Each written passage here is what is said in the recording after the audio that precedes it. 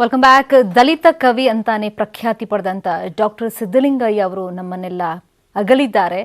ಕೊರೋನಾದಿಂದಾಗಿ ಚಿಕಿತ್ಸೆಯನ್ನ ಪಡ್ಕೊಳ್ತಾ ಇದ್ರು, ಆದರೆ ಚಿಕಿತ್ಸೆ ಫಲಕಾರಿಯಾಗದೆ ಮೃತಪಟ್ಟಿದ್ದಾರೆ ಅನ್ನೋ ವಿಚಾರ ಇವತ್ತು ಎಲ್ರಿಗೂ ಶಾಕಿಂಗ್ ಸುದ್ದಿ ತರ ಬಂದ್ಬಿಡ್ತಿದ್ವು.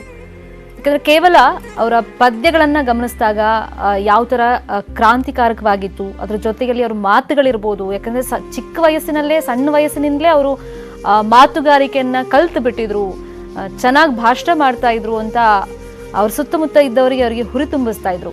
ಆದ್ರೆ ಸಮಾಜದಲ್ಲಿ ಇದೇ ಮಾತು ತನ್ನ ಒಂದು ಸಾಹಿತ್ಯ ಇರ್ಬೋದು, ಪದ್ಯಗಳಿರ್ಬೋದು, ಒಂದು ಬದಲಾವಣೆಯನ್ನ ತರಬೇಕು ಅಂತ ಹೇಳಿ ಸಾಕಷ್ಟು ಶ್ರಮ ಪಟ್ಟಿದ್ರು ಸಿದ್ದಲಿಂಗಯ್ಯ ಅವರು.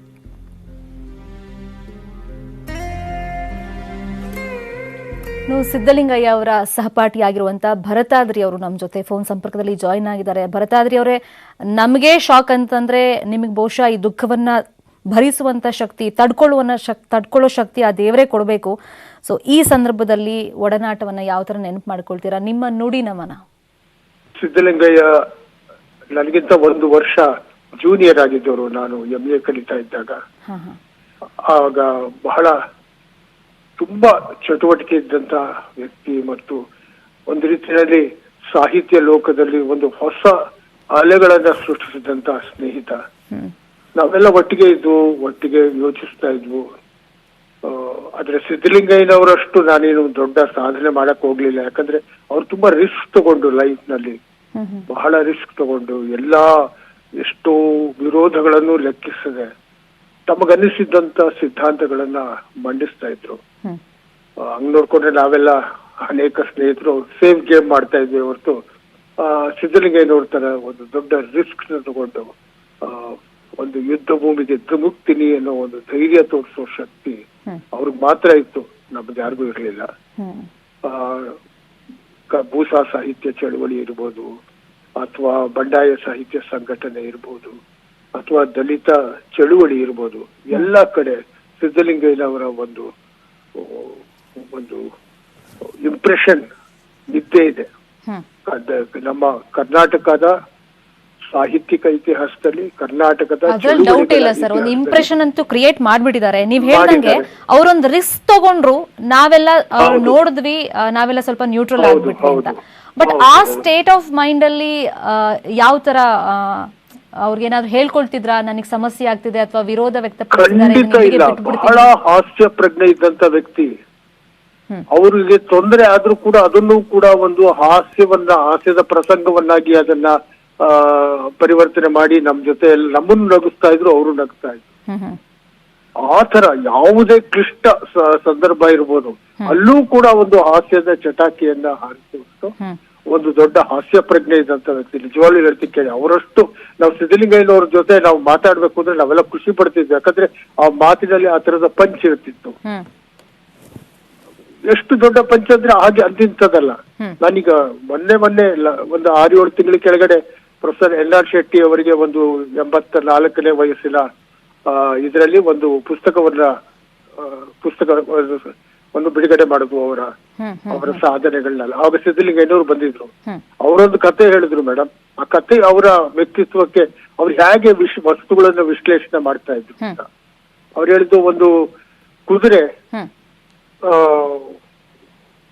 ಕುಂಟಕ್ ಶುರು ಮಾಡ್ತು. ರಾಜನ ಬಹಳ ಅಚ್ಚುಮೆಚ್ಚಿನ ಕುದುರೆ. ಕಾರಣ ಏನು ಅಂತ ಮಹಾರಾಜನಿಗೆ ಆಶ್ಚರ್ಯ, ಯಾತಕ್ಕೆ ಇದು ಕುಂಟ್ತಾ ಇದೆ? ಕಾಲೆಲ್ಲ ಚೆನ್ನಾಗಿದೆ, ಪಶು ವೈದ್ಯರೆಲ್ಲ ಬಂದು ನೋಡ್ತಾರೆ, ಕಾಲೆಲ್ಲ ಚೆನ್ನಾಗಿದೆ, ಎಲ್ಲ ಆಗಿದೆ, ಅದ್ರಲ್ಲಿ ಕುಂಟ್ಕೊಂಡ ನಡೆಯೋದು. ಆಗ ಅವರು ಒಂದು ದಿವಸ ಯಾರೋ ಒಬ್ಬ ಬುದ್ಧಿವಂತನ ಕರೆಸ್ತಾರೆ, ಏನು ಇದಕ್ಕೆ ಕಾರಣ ಏನು ಅಂತ. ಅವ್ರು ನೋಡಿದಾಗ ಆ ಕುದುರೆಗೆ ಓಡೋದನ್ನ ಕಲಿಸ್ತಾ ಇದ್ದವರು ಕುಂಟ್ತಾ ಇದ್ದ. ಅವನ ತರಬೇತಿ ಯಾರು ಕೊಡ್ತಾ ಇದ್ರು, ಅವ್ರು ಕುಂಟ್ತಾ ಇದ್ದು, ಇವರು ಕುದುರೆನು ಕುಂಟ್ತಾ ಇತ್ತು. ಹಾಗೆ ಹೇಳಿ ಇಲ್ಲಿವರೆಗೂ ಬೆಂಗಳೂರು ಕುಂಟ್ತಾ ಇತ್ತು ನಮ್ಮ NR ಶೆಟ್ರು ಬರೋವರೆಗೆ. NR ಶೆಟ್ರು ಬಂದ್ಮೇಲೆ ಮತ್ತೆ ಅದು ನೆಟ್ಟಿಗೆ ನಡೆಯಕ್ ಶುರುವಾಯ್ತು. ಯಾಕಂದ್ರೆ ಅವ್ರು ಕುಂಟ್ತಾ ಇರ್ಲಿಲ್ಲ ಅಂತ.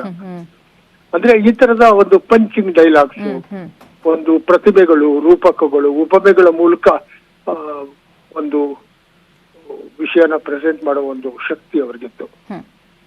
ಯಾವುದು ಒಂದು ದುಃಖದಲ್ಲಿ ದುಮ್ಮಾನದಲ್ಲಿ ಸಿದ್ದಲಿಂಗಯ್ಯ ಎದ್ದದನ್ನ ನಾನು ನೋಡೇ ಇಲ್ಲ. ಎಂತ ಕಠಿಣ ಸಂದರ್ಭದಲ್ಲೂ ಕೂಡ ನಗ್ನಗ್ತಾ ಇದ್ರು. ಹ್ಮ್ ಆ ನೋವಿನಲ್ಲೂ ಯಾವುದೋ ಒಂದು ನಗೆಯನ್ನ ಹುಡುಕ್ತಾ ಇದ್ರು. ಹ್ಮ್ ಹ್ಮ್ ಹ್ಮ್ ಬಹಳ ದೊಡ್ಡ ನಷ್ಟ ಸಾಹಿತ್ಯ ಲೋಕಕ್ಕೆ, ವೈಯಕ್ತಿಕವಾಗಿ ನನಗೂ ಕೂಡ, ಯಾಕಂದ್ರೆ ನನಗೆ ಬಹಳ ಆತ್ಮೀಯ ಸ್ನೇಹಿತರು. ಹ್ಮ್ ಹ್ಮ್ ಹ್ಮ್ ಈ ತರ ಅನಾರೋಗ್ಯ ಪೀಡಿತರಾಗಿದೆ, ಕೊರೋನಾ ಪಾಸಿಟಿವ್ ಬಂದಿದೆ ಅನ್ನೋ ವಿಚಾರ ಎಲ್ಲ ನೀವು ಫಾಲೋ ಅಪ್ ಮಾಡ್ತಾ ಇದ್ರ ಸರ್? ಹೌದು ಏನಾಗ್ತಿದೆ ಹೌದು ಟ್ರೀಟ್ಮೆಂಟ್ ಎಲ್ಲ ಅಂತ? ಹೌದು. ಆದ್ರೆ ಏನು ತೊಂದರೆ ಕೊಡೋದ್ ಬೇಡ, ಅವ್ರ ಮಗಳು ಎಲ್ಲ ನೋಡ್ಕೊತಾ ಇದ್ದಾರೆ ಮಾನಸ ಹ್ಮ್ ಅಂತ ಹೇಳ್ತಾ ಇದ್ರು. ಹ್ಮ್ ನಾವು ಮತ್ತೆ ಫೋನ್ ಮಾಡಿ ತೊಂದರೆ ಕೊಡೋದ್ ಬೇಡ, ಸರಿ ಹೋಗಿದ್ದಾರೆ ಅಂತಾನೂ ಸುದ್ದಿ ಬಂತು. ಹೌದು ಹೌದು. ಸರಿ ಹೋಗಿದ್ದಾರೆ, ಹುಷಾರಾಗಿ ಇನ್ನೇನು ಇವತ್ತೆಲ್ಲ ನಾಳೆ ವಾಪಸ್ ಬರ್ತಾರೆ ಅಂತ ಹ್ಮ್ ಸುದ್ದಿ ಇತ್ತು. ಇದು ನಿಜವಾಗ್ಲೂ ಆಘಾತ ತರುವಂತದ್ದು. ಹ್ಮ್ ಹ್ಮ್ ಹ್ಮ್ ಅಂದ್ರೆ ಅವ್ರ ಆಸೆಗಳ ಬಗ್ಗೆ ಏನಾದ್ರು ನಿಮ್ಮ ಹತ್ರ ಹಂಚ್ಕೊಳ್ತಿದ್ರ? ಅಂದ್ರೆ ಯಾವತ್ತೂ ಅವ್ರು- ಸೀರಿಯಸ್ ಆಗಿರ್ತಿರ್ಲಿಲ್ಲ ಅಂತ ಹೇಳಿದ್ರಿ ಅವರು. ಸೀರಿಯಸ್ ಅಂದ್ರೆ ಮನಸ್ಸಿನೊಳಗೆ ಇದ್ದಿರ್ಬೋದು, ಹೊರಗಡೆ ಎಲ್ಲ ನಮ್ ಜೊತೆ ನಾವು ಹಳೆ ಸ್ನೇಹಿತರು ಸಿಕ್ಕರೆ ಬರೀ ನಗದಷ್ಟೇ, ಹಾ ತಮಾಷೆ. ಸಿದ್ದಲಿಂಗಯ್ಯನವ್ರ ಮಾತಿಗೆ ನಾವೆಲ್ಲ ಬಿದ್ದು ನಗ್ತಾ ಇದ್ವು. ಅಂದ್ರೆ ಈ ಸೊಸೈಟಿಲಿ ಏನ್ ಬದಲಾವಣೆ ಆಗಬೇಕು ಅದ್ರ ಬಗ್ಗೆ ಯಾವತ್ತಾದ್ರೂ ಡಿಸ್ಕಷನ್ ಮಾಡಿದ್ಯಾ ನೀವೆಲ್ಲ ಸ್ನೇಹಿತರು? ಸೊಸೈಟಿನಲ್ಲಿ ಅವರು, ನಾನು ಅಂದ್ಕೊಂಡಂಗೆ ಸಿದ್ದಲಿಂಗಯ್ಯ ಕ್ರಮೇಣ ಮೆಚೂರ್ ಆಗ್ತಾ ಹೋದ್ರು. ಹಾ ಹಾ ಹಾ ಅವರು ಒಲೆ ಮಾದಿಗರ ಹಾಡು ಅನ್ನೋ ಒಂದು ಕೃತಿಯನ್ನ ಬರೆದ್ರಲ್ಲ, ಹೌದು ಹೌದು. ಆ ಸಂದರ್ಭಕ್ಕಿಂತ ಈಗಿನ ನೆನ್ನೆ ಮೊನ್ನೆಯವರ ತನಕ ಅವ್ರು ಬೆಳೆದಿದ್ ನೋಡಿದ್ರೆ ಅವರು ಸಾಕಷ್ಟು ಬದಲಾಗಿದ್ರು. ಹಾ ಹಾ ಹಾ ಅಂದ್ರೆ ಒಬ್ಬ ವ್ಯಕ್ತಿ ತನ್ನ ಶಕ್ತಿಯಿಂದ, ತನ್ನ ಸಾಮರ್ಥ್ಯದಿಂದ ಜಗತ್ತನ್ನೇ ಗೆಲ್ಲಬಹುದು ಅನ್ನೋ ಒಂದು ಸಿದ್ಧಾಂತ ಅವತ್ತಾಗಿತ್ತು. ಹ್ಮ್ ಅಂಬೇಡ್ಕರ್ ಹೇಗೆ ಜಗತ್ತಿನ ಗಮನ ಸೆಳೆದ್ರು, ಹಾಗೆ ಪ್ರತಿಯೊಬ್ಬ ವ್ಯಕ್ತಿಗೂ ಜಗತ್ತಿನ ಗಮನ ಸೆಳೆಯಬಹುದು, ನಾವು ಸಾಧನೆ ಮಾಡಬಹುದು ಅನ್ನೋ ಒಂದು ಅಭಿಪ್ರಾಯ ಅವರಲ್ಲಿತ್ತು. ಹ್ಮ್ ಅಂದ್ರೆ ಪ್ರತಿಯೊಬ್ಬರು ಕೂಡ ಸ್ಟ್ರಗಲ್ ಮಾಡ್ಬೇಕು, ಮೇಲ್ ಬರ್ಬೇಕು, ತಮ್ಮ ಪ್ರತಿಭೆ, ತಮ್ಮ ಬುದ್ಧಿಮತ್ತೆ ಇವನ್ನೆಲ್ಲ ಬಳಸಿ ಹ್ಮ್ ಒಂದು ದೊಡ್ಡ ಇಂಪ್ರೆಷನ್ ಕ್ರಿಯೇಟ್ ಮಾಡ್ಬೇಕು, ಹ್ಮ್ ಆಮೇಲೆ ಅವ್ರ ವ್ಯಕ್ತಿತ್ವವನ್ನ ರೂಪಿಸ್ಕೊಳ್ಬೇಕು ಅನ್ನೋದು ಅವ್ರ ಮನಸ್ಸಲ್ಲಿತ್ತು. ಇನ್ಯಾವ ದೊಡ್ಡ ಆಸೆಗಳು ಏನಿತ್ತು ಅವ್ರಿಗೆ ನನಗೆ ಗೊತ್ತಿಲ್ಲ ಮೇಡಮ್. ಹ್ಮ್ ನನಗೆ ಅಷ್ಟೊಂದು ಆಳವಾಗಿ ಅವರ ಆಸೆಗಳ ಬಗ್ಗೆ ನನಗೆ ಸರಿ. ಅರಿವಿಲ್ಲ. ಆದ್ರೆ ನಮ್ಮಂತ ಸ್ನೇಹಿತರ ಜೊತೆ ಎಲ್ಲ ಬಹಳ ಚೆನ್ನಾಗಿರ್ತಿದ್ರು. ಅವ್ರು ಹೇಳ್ತಿದ್ದು ಇಷ್ಟನೇ, ಎಲ್ಲರೂ ಬೆಳಿಬೇಕು, ಎಲ್ಲರೂ ಇದು ಮಾಡ್ಬೇಕು, ಹೋರಾಟ ಮಾಡ್ಬೇಕು. ಫೈನ್, ಥ್ಯಾಂಕ್ ಯು ಭರತಾದ್ರಿ ಅವರೇ ನ್ಯೂಸ್ 18 ಜೊತೆಗೆ ಮಾತನಾಡಿದ್ದಕ್ಕಾಗಿ. ದಲಿತ ಕವಿ ಅಂತ ಪ್ರಖ್ಯಾತಗೊಂಡಿದ್ದಂಥ ಡಾಕ್ಟರ್ ಸಿದ್ದಲಿಂಗಯ್ಯ ದಲಿತರ ದನಿಯಾಗಿದ್ರು.